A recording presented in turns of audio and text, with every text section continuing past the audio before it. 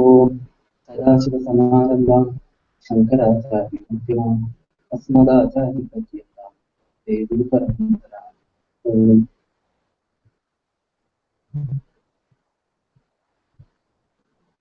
Pratik ji, will you be able to read? I am putting reading order here. When you read, you can unmute, and after that. You are asking me? No, Pratik ji. Sorry, like you are not audible. Like your signal is like Oh, your voice. sorry. I was asking Pratik ji. Okay, thank you.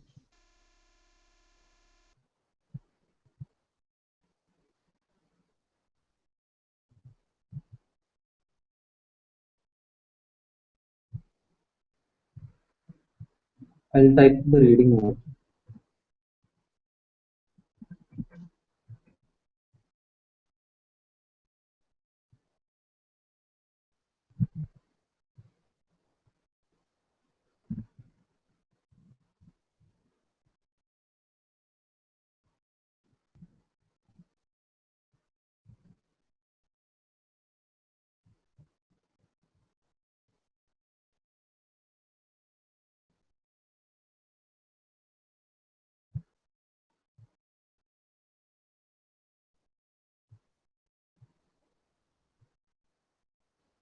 Okay, Hemant, can you start from this attitude towards?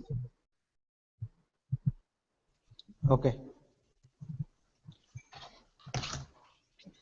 Attitude towards change. There is no problem with the change itself. Change cannot be avoided. Life is a process of constant change. What is being discussed is a certain kind of expectation centered on change.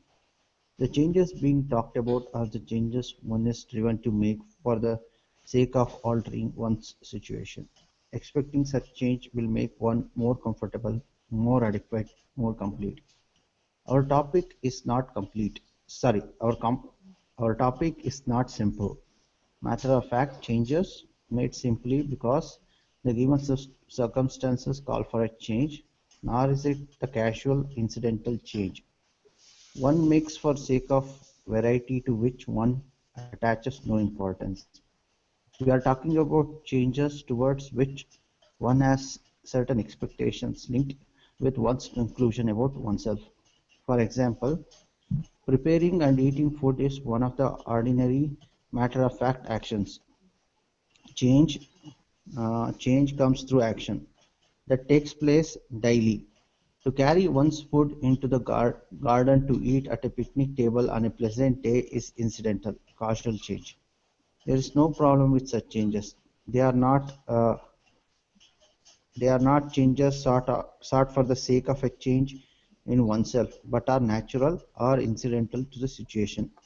However, eating in order to be happier, to soothe one, to ease one's hurt feeling, to escape from movement, to make one feel more adequate is a change sought through action of eating. Food carried outside to garden because one wants the setting to banish one's depression, lift one's spirit, make oneself feel more whole. Is a change one sought through eating one's meal is in different surroundings. Most changes one seeks are not for the sake of change, but for one's own sake. When I'm comfortable, I stop all compulsive change seeking. Through most of my change seeking, I'm actually interested in a change in myself. The change I really want is the one that will make me comfortable in any situation. So adequate, so complete that no situation will bother me. If I become so, situational change for the sake of completeness would not be necessary for me. Compulsive change seeking center on oneself alone, in the hope that through change one can become a non-deficient, adequate person. I think Nagna can understand.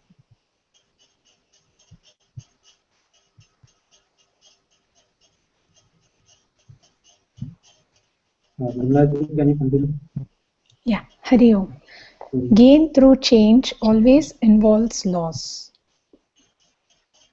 This compelling need to be free from the feeling of inadequacy is found in everyone. Every human being has the problem of feeling inadequate, deficient, incomplete, and therefore he tries to get rid of himself of inadequacy. This attempt is a basic urge, and the attempt universally is in the form of change, through which one gains security, artha, or pleasures, karma. However, any gain that comes as a result of effort is not absolute. Every gain of security through effort involves a concomitant loss. The gain obtained is always offset by the time and effort expended, by the responsibility assumed, by some other alternative possibility sacrificed. For instance, when I buy a large, impressive, well-appointed house, the pleasure and security I gain, which contribute to my feeling of adequacy and comfort, are offset by the money spent, the debt incurred, the cleaning staff required, the responsibility of maintenance and protection assumed, all of which take away something from the feeling of adequacy and comfort which I sought in the buying of the house in the first place. Any gain from change also involves a loss. When one gains something, there may be an initial release from a sense of inadequacy, but one then finds that the original problem still remains. By gaining or disposing of one thing or another, the problem of inadequacy is not solved.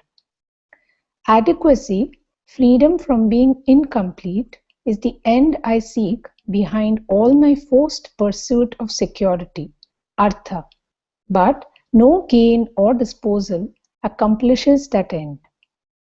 One does not achieve freedom or adequacy by gaining something or by giving up something else.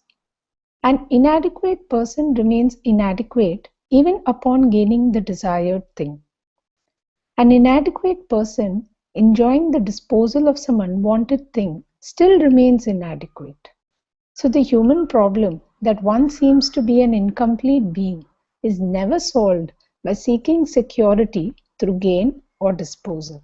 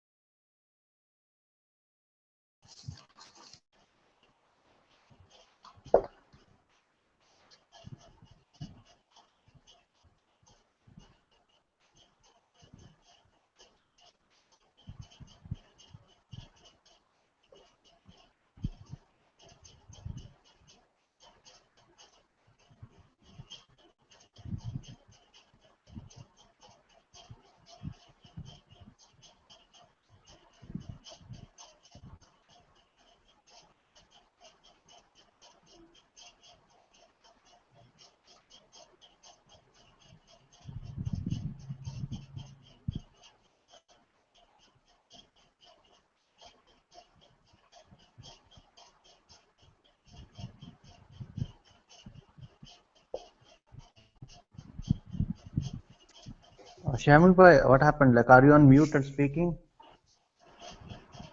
Oh, I'm sorry. Okay. Uh, yeah. Yeah, I was muted. Sorry. Thanks. I didn't notice that. Mm. Okay, so basically, all our pursuits are all our pursuits are basically driven by our sense of inadequacy and insecurity. Basically, that is what is being said in the previous two topics. It's just explaining what we have already seen. All the changes that we see, whether we eat inside our house or whether we eat outside, or what, no matter what we do, we are seeking happiness. Today I was reading another book by Swami Vidyatmanand, called it's a small book where it's called Vedanta in present day.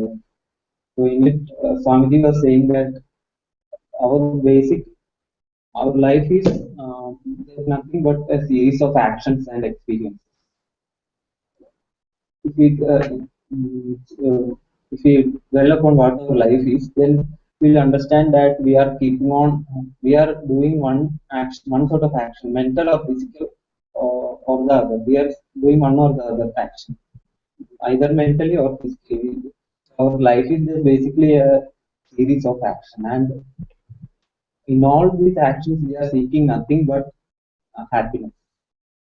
Either to get rid of happiness, this can be put in two ways. So either we are trying to get rid of some unhappiness, or we are trying to gain some happiness. So basically, that is what drives our whole pursuit. So, and this seeking happiness outside is rooted in the fact that we consider ourselves insecure, inadequate, and incomplete. So basically, that is where all the root of our problem is. Then, if anybody wants to make any point or something, you can.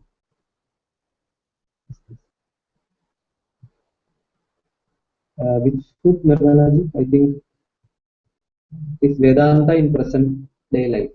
The book is titled that. Pradeep, can you read? Will you be able to read?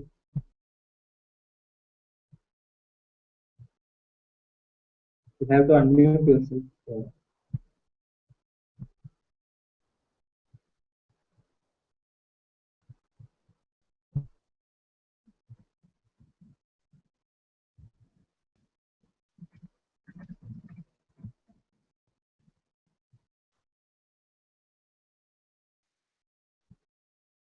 Okay, then I'll.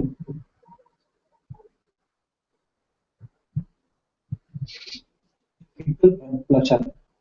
The pursuit of pleasure, karma, for the sake of adequacy is no more satisfactory than the pursuit of security. The gain of pleasure rests upon the convergence of three constantly changing factors, never fully predictable nor ever under one's control. Moments of pleasure require availability of the appropriate effective instrument for enjoying the object, and presence of the proper frame of mind for enjoying the object. I may have a strong desire for a fresh, ripe peach, but no peaches may be available. On the other hand, I buy some peaches, but a sudden attack of hay fever prevents me from enjoying their fragrance or taste. The hay fever passes. I am about to take a bite when news arrives of an accident injuring someone dear to me. My interest on the peach vanishes. I no longer have an appetite.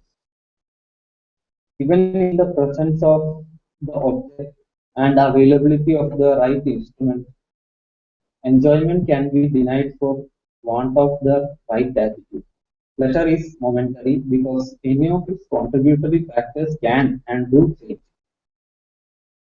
Of course, we do have moments of joy from time to time, but being dependent upon the alignment of three changing factors, they last but a moment. The objects of enjoyment are limited, bound by time. In the very process of enjoyment, some get expended and all are subject to change in hands of time. The instruments of enjoyment also are time bound, limited, and not capable of consistent performance. And the mind, being what it is, whimsical, capricious, gets tired of what it once eagerly desired and sought. The mind can discover monotony in objects. Thus, trying to maintain a moment of pleasure is like throwing a saddle over three wild horses sitting astride all three and being able to successfully guide them in one direction. This is again uh, explaining the momentary nature of how momentary our pleasures, our different pleasures we see are nothing but momentary. No matter how much we gain, the more we gain it, we will start getting bored with it. Then we'll want something else. So it's also a limited and limited pursuit, and we cannot gain the gain any solution for our inadequacy through the various karmas, various pleasures. Okay, I think Pradeep, will you be able to read?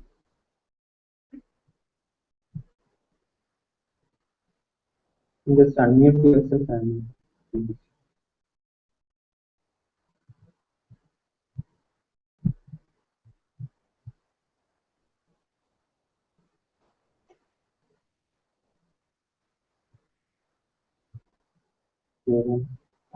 Helen, you can read. Thanks for Yeah, okay. Recognition of the fundamental problem. From looking at one's own life experiences, one can see that what really underlies all one's continual striving is the desire are to become totally free from all deficiency, to become to become complete and wholly adequate in all situations. But except for fleeting moments, one always seems to be inadequate. The fundamental human problem is to become adequate. The solution chosen is the gain of security and pleasures. The result is temporary release, if any, but not an end to the sense of inadequacy. Neither security nor pleasure brings about an end to inadequacy. So one who looks at one's own struggle for security, artha, and pleasures, kama, one finds that sense of adequacy, of fulfillment that one hopes to obtain through artha and kama are gained only occasionally and only momentarily. The struggle never ends. Okay, you want me to continue?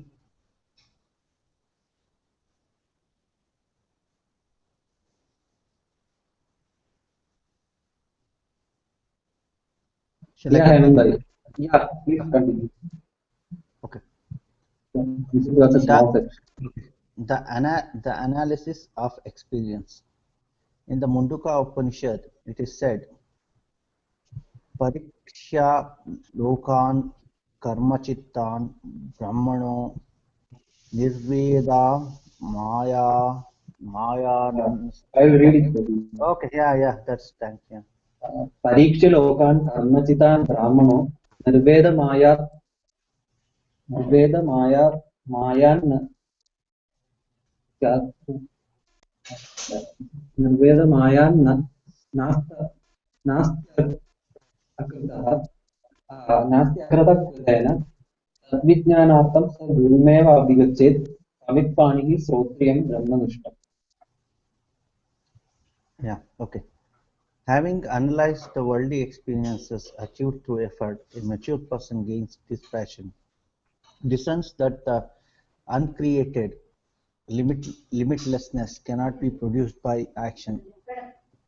To know that the uncreated limitlessness, he, the we with fixed in hand, should go to a teacher who is learned in the scripture and who is steadfast in the knowledge of himself. Upanishad says that when a mature person analyzes his own life experiences to see what he has achieved through his efforts, he gains dispassion towards the results of effort. The gain of dispassion means that he has understood the inability of the results of effort to solve the basic human problem. His worldly experiences involving changes achieved through effort have brought about no lasting solutions to his ends of incompleteness. However, although the problem has not been solved by worldly experience, this realization is nevertheless useful because it forms the basis of the analysis that leads him to discover the nature of his real problem. A real solution to a problem cannot be sought until the problem is seen for what it is. All analysis depends upon data. The personal experiences in one's own life form the data for the analysis that enables one to discover the fundamental human problem. The gain and analysis of experiences is very important.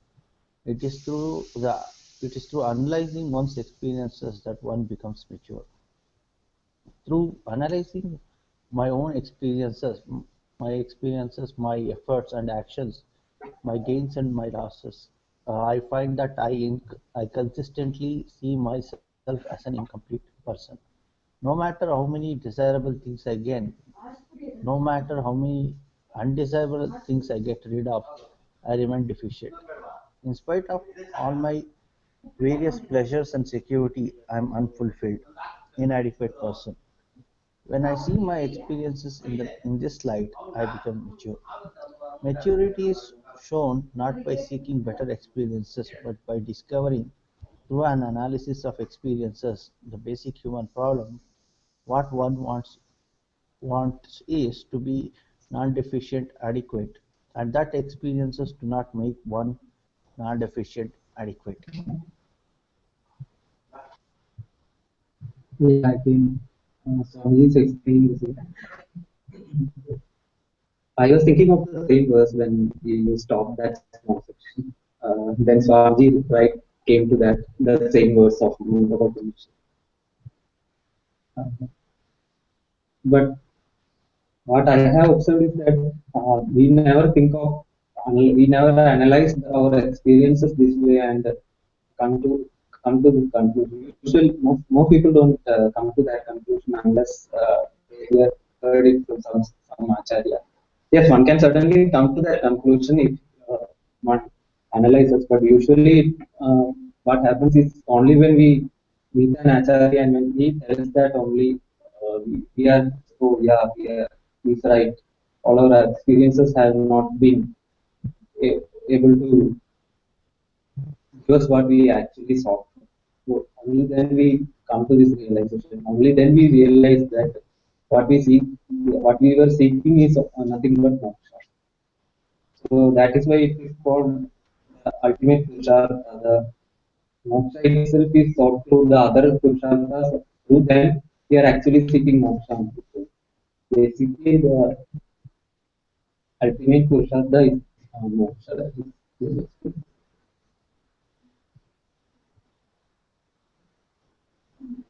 yeah, Tattva Sukha.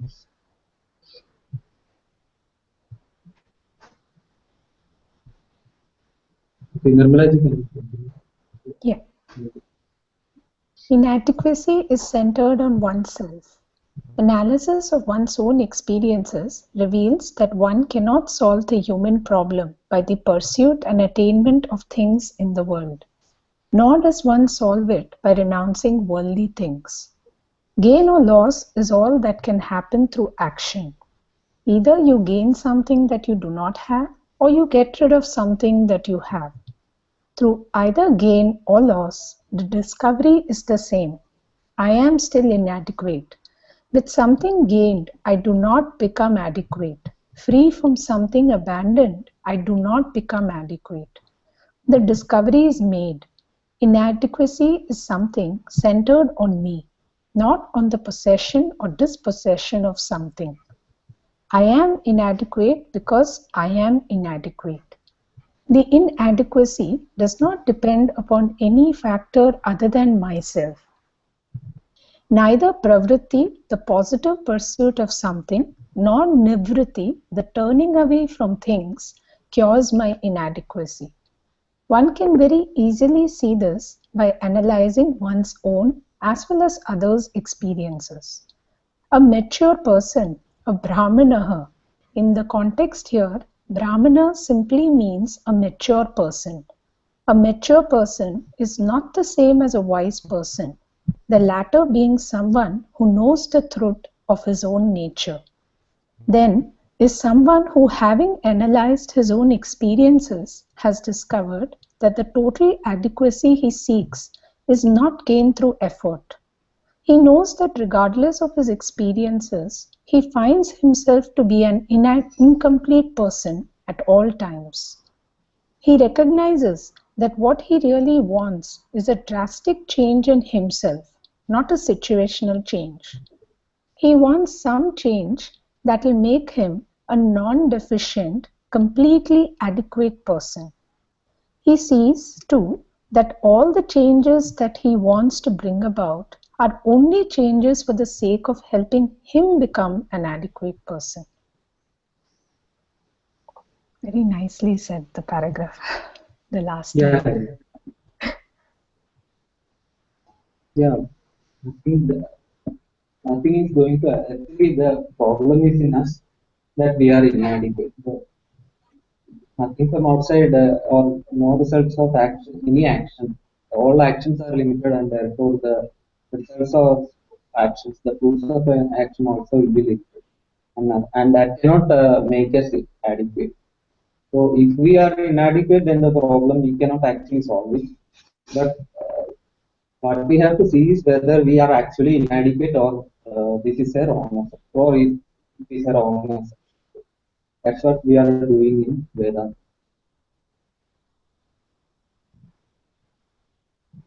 Now, I'll insight into adequacy, the norm for self-concept. Everyone wants to be free from self-centered inadequacy. Why doesn't one accept oneself as inadequate? Why doesn't one accept oneself as inadequate? We can only say that it is because there seems to be an insight of adequacy. I have some insight into what it is to be adequate. Therefore, I cannot accept not being adequate. The insight of adequacy comes whenever I have an experience wherein there is freedom from being inadequate, deficient person. Such experience occurs in the lives of everyone. Whenever one experiences a moment of pleasure or joy, one sees oneself as an adequate person for a while. Whether the moment of joy comes from a slapstick joke or subtle humor, the sudden discovery of something wondrous or the gain of a highly desired object or a certain sensory pleasure. Anytime you experience a moment of joy, however momentary, you see yourself at that moment as a person not wanting in anything, a happy person. Everyone has these moments in life, however, also ever few and far between. One has the experience of oneself as an adequate person, complete, full. The experience of not wanting in anything becomes the norm by which the experience of being wanting in something is judged. And is judged as something in one does not care for. One cannot consider something as bad unless one knows that what is good. There is no dissatisfaction if there is no norm for satisfaction. We do not lack uh, we do not lack such a norm for adequacy. Everyone has the experience of an adequate self. That is why one strives to be adequate. One has insight in terms of experience of an adequate self, momentarily free from all limitations, all lurking imperfections. Therefore, one struggles for security, artha and pleasure, kama, through which one sometimes seems to be able to gain these experiential moments of adequacy. But the struggle is usually abortive, futile, unfruitful, and when successful, the moment is free. The experience of adequacy does not last.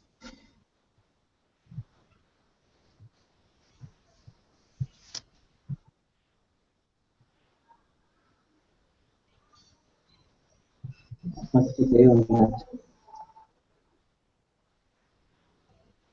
He basically questions the notion that we are inadequate.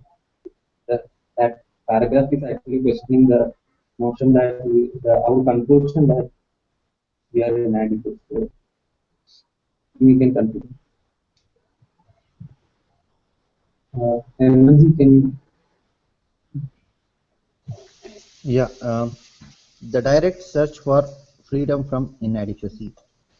Moksha becomes relevant when one realizes that behind one's struggle for security, artha, and pleasure's karma is a basic human desire to be adequate, free from all incompleteness, and that no amount of security or pleasure achieves that goal. Moksha means freedom from inadequacy. When I appreciate that what I am really seeking is a solution for my inadequacy, a problem centered on myself, I become an open-eyed seeker who knows that what he is seeking for, what he is looking for. In Sanskrit, there is a very precise word for such a seeker, mumukshu. A mumukshu is one who desires freedom from all limitation. A mumukshu knows that it is that his pursuit of the first three purushartha, the first three of the fourfold human goals, does not solve his problem. His ethically guided dharmic pursuit of artha and kama does not resolve his inadequacy. He is then ready to directly seek adequacy. This adequacy is called moksha, liberation, and since it is something seekers consider, sorry, consider a thing to be achieved, it is listed as the fourth human goal, the fourth Purushartha. Although, as we shall see later, liberation is not an achievement in the usual sense of the word. So, when a mature person analyzes his experiences, he discovers that behind his pursuit of security and pleasure is a basic desire to be free from all insufficiency.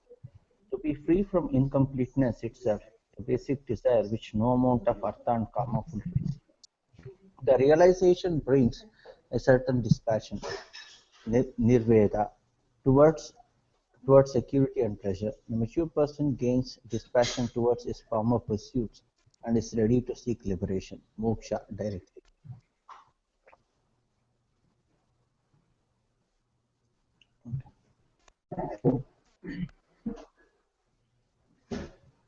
Feelings on this explaining the four Purushartha, that is moksha. As we have already learned in Tattvaboda, we know that moksha is not actually something we need to gain. It's something we need to discover that we are already are.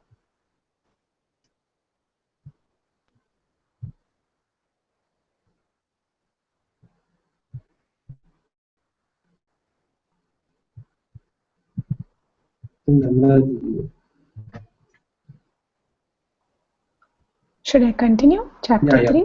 please, Okay. yeah, please.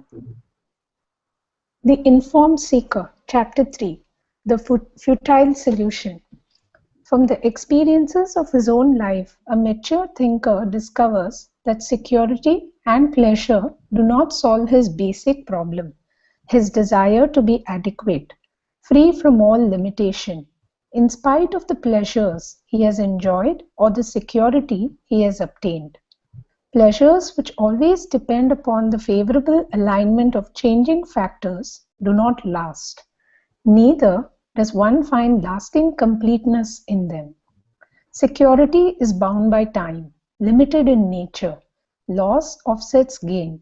Security too does not last forever. The inadequate person holding on to insecure things does not become secure. The unfulfilled person gathering up moments of pleasure does not become complete. The never-ending pursuit of security and pleasures betrays the continuing sense of insecurity and incompleteness on the part of the pursuer. The mature persons here realize that the pursuit of adequacy through artha kama is futile. Equally futile is the attempt to gain adequacy through the giving up of such pursuits. Inadequacy is not dependent on the presence of absence of things. It is centered on oneself. Yeah, that is something we have to know that we need to continuously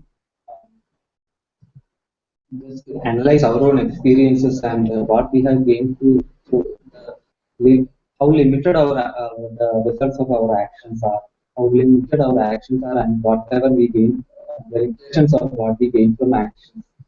All that the limitations of the wealth, whatever kinds of wealth we learn, we earn, and other pressures. This we need to constantly um, at least for some time, we need to keep on exploring this and analyzing, because only then we gain this some amount of maturity that we need, that is needed for a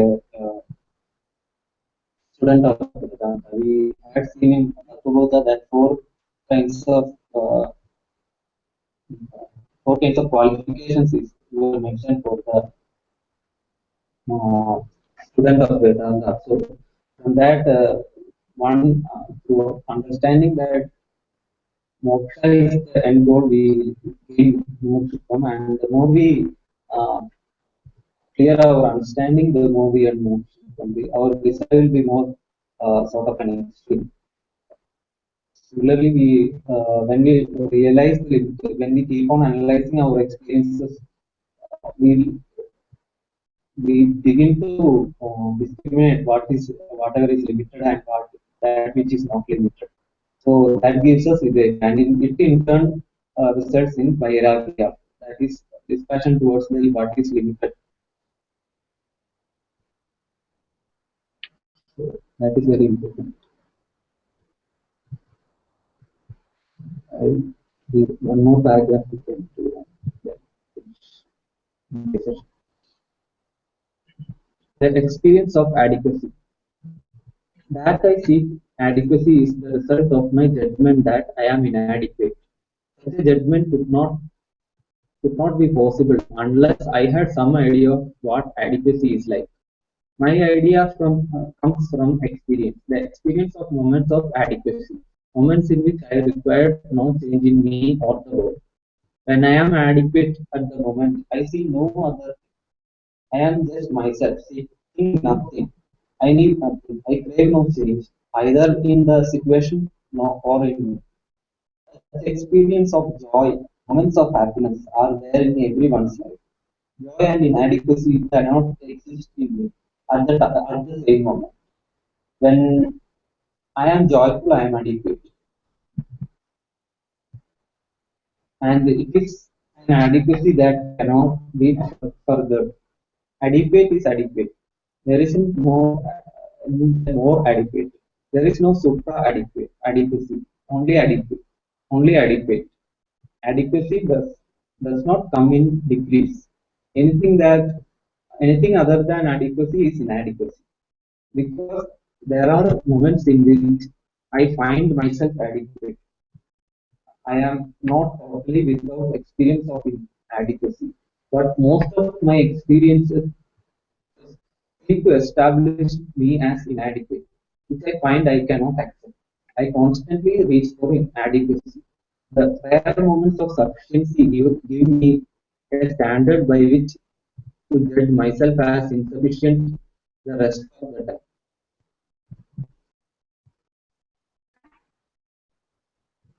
This is again questioning our concept, our idea that we are inadequate. So we have all of experience that Swamiji has mentioned as the experience of adequacy. In certain time when we seek something, we have all experienced that. So basically, that is what does not help. That is what makes us not accept this inadequate notion and keep on searching for that adequacy. Keep on searching for happiness and but one thing we need to understand is that this happiness mentioned here is not just a, particular state of mind. Uh, there can be state of mind, and I can be a little happy when I get an ice cream, and I can be much more happy when I win some.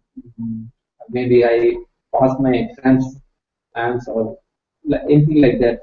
Something that I give more importance. So, but that is not what is being mentioned here. This adequacy does not have a degree. This, moksha, there is no more moksha or more liberation. There is only liberation. So, if we feel inadequate, then we are experiencing inadequacy. When we are adequate, we don't need anything else. We don't want any change in the world or ourselves. So that is that we experience momentarily when we gain something. we gain a small feeling of adequacy there in such moments. So that's what Swamiji is mentioning. But we can never have a that for that is momentary. We cannot have extend that uh, with gaining any types of outcome as we have seen. So what is to be known is that our self judgment our judgment about ourselves is wrong, and we need to correct that. Only then we will understand that we are adequate, already adequate, and we don't need not change. When that is clear, then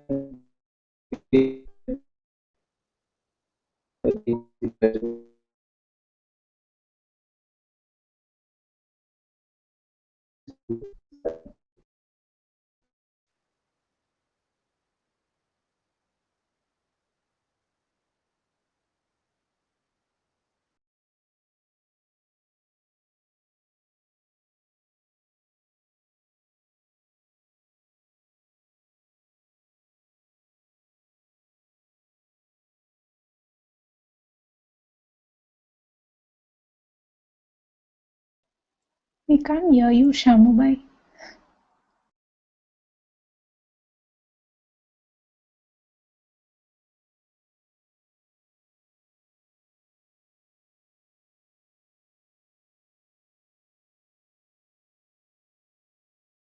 Yeah, I think we lost him, like probably signal issue.